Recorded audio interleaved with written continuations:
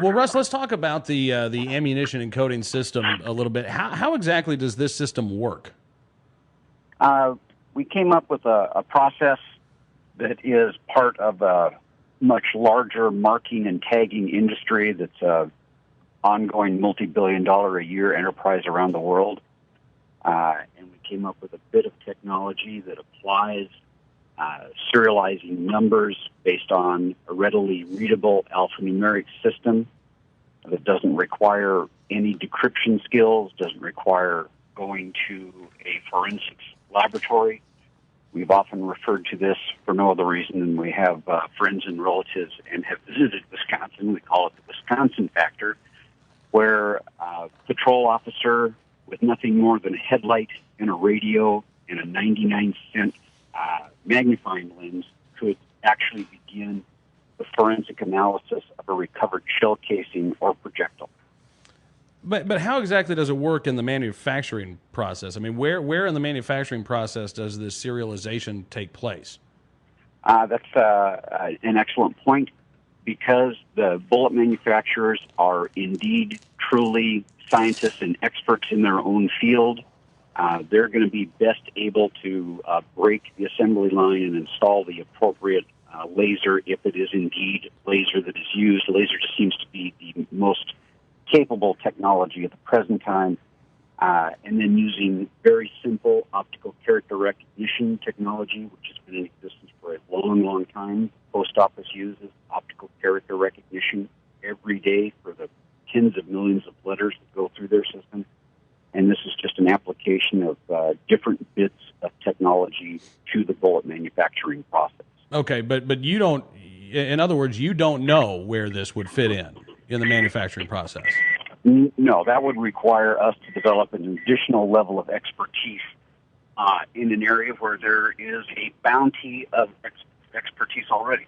I'm not going to reinvent the wheel to come up with a system that is a single type of a system in an attempt to make it address all the different parameters, and I point out patented and proprietary manners that bullets are created.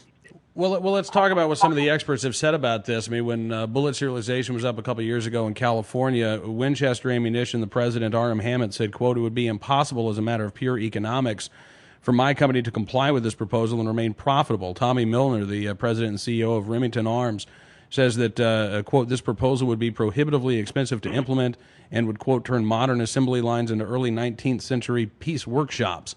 I mean, these are the guys that you say are the experts, and they say you can't do this without completely retooling their factories. And somewhere in this wonderful country of ours lies the as yet undiscovered truth between our claim that will be less than a tenth of a penny around to the people that you have just quoted there that said it's prohibitively expensive. Yeah, but how can you make any sort of monetary claims about how much it's going to cost? You don't know how this would work. Well, actually, the Sporting Arms and Ammunition Manufacturing Institute put on their website several years ago a fairly detailed video program of bullet production. Rather than anybody taking our word for it, we invited several laser and other members of the marking and tagging industry and automation experts to view the SAMI website. This was not a video that we asked to be created. We were not involved in its creation.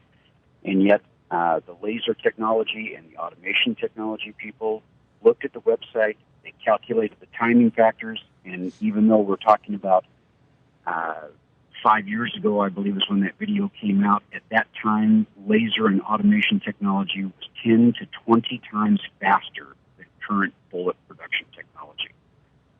If laser technology... But again, I think you're mixing apples and oranges here. We're talking about incorporating a new process into the existing manufacturing process for ammunition. Now, let's get a little bit more specific here. The rounds are encoded in a couple of different fashions. One on the inside of the cartridge, right? Any place that you can shine a light. No. Let's talk about the legislation that you're proposing here. The draft legislation says that this round is encoded inside of the cartridge, right? And then on the bottom of the bullet. Correct? There are different forms of legislation. The proposed legislation on your website, no, come on, Russ. If you're going to come on, I told you this was going to be a tough but fair interview. The proposed legislation on your website talks about encoding this on the inside of the cartridge case. Your patent talks about encoding this on the inside of the cartridge case, correct? Absolutely, and on the bottom of the bullet. So, absolutely. Okay. So, a cartridge is made in this part of the production process. The bullet is made over here. Somehow, these two things have to match. And then somehow, too, there has to be some sort of quality control. I mean, how can you check the accuracy of the serialization process without physically taking the round apart afterwards? That's not correct. Our patent details out some things. There are actually, I think, 23 bills in process now in 11 or 12 states across the country talking about this. First off, any place you can shine a light, you can do a laser etch. Okay. Various legislators have altered it. They want the cartridge marked on the inside. They want it marked on the outside. They want it, whatever the lawmakers in this country decide is what they decide, whether it's in our favor or not. That's not the point.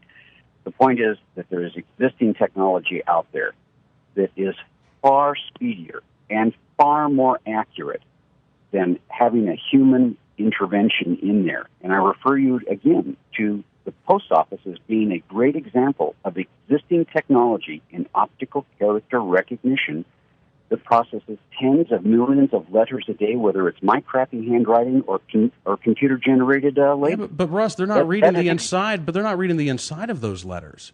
I mean, again, you're talking about a round that has been put together where there are no visible characteristics. There's no visible marking on the completed round. So how do you check that for accuracy? How do you check to make sure that this has been put together the way that it's supposed to have been put together, that the numbers match, if you can't see them? Once again, you can actually apply the alphanumeric characterizations at multiple different steps in the production line. And if you'll read the legislation and what we have said time and time again, there are multiple avenues for the manufacturers to follow that will allow for accurate and usable coding of all the parts of a bullet or a shotgun shell that can be verified by computer. And we're not proposing anything that has not already been in existence throughout the world for 15 years. There's nothing to preclude this technology from being implemented. One of the patents. Well, actually, hang on, Russ, because what you are proposing something that's not in existence. Is ammunition currently being encoded or serialized in this fashion anywhere in the world? No. Well, then what you're proposing is actually entirely brand new. I mean, you're talking about taking existing technology that might be used to make. I think one of the proponents of this has talked about, putting a barcode on a cup of yogurt. But a cup of yogurt's far different than a round of ammunition. Again, when the numbers have to match up, you're talking about two different components of the bullet or of the round having to match up in a box, by the way, of 25 or 50 or 100. And if there's one thing wrong, guess what? That's a $10,000 fine under this proposed legislation. If there's one mistake, the ammunition manufacturer faces a $10,000 fine. Right? If there's one mistake.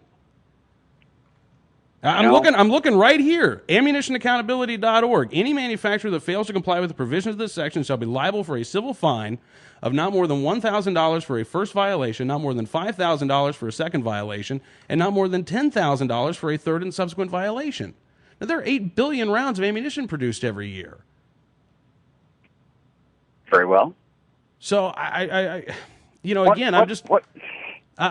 what measure of care would you expect an ammunition manufacturer to employ if I'm going to be called upon to use that round to defend my wife, my home, and myself? And I expect that to be the highest quality, beyond medical compliance, beyond the technology that's employed in the space shuttle. Yep. I want absolute assurance that if I'm called upon to use my firearms to defend my family and my property, that I want it to be absolutely perfect.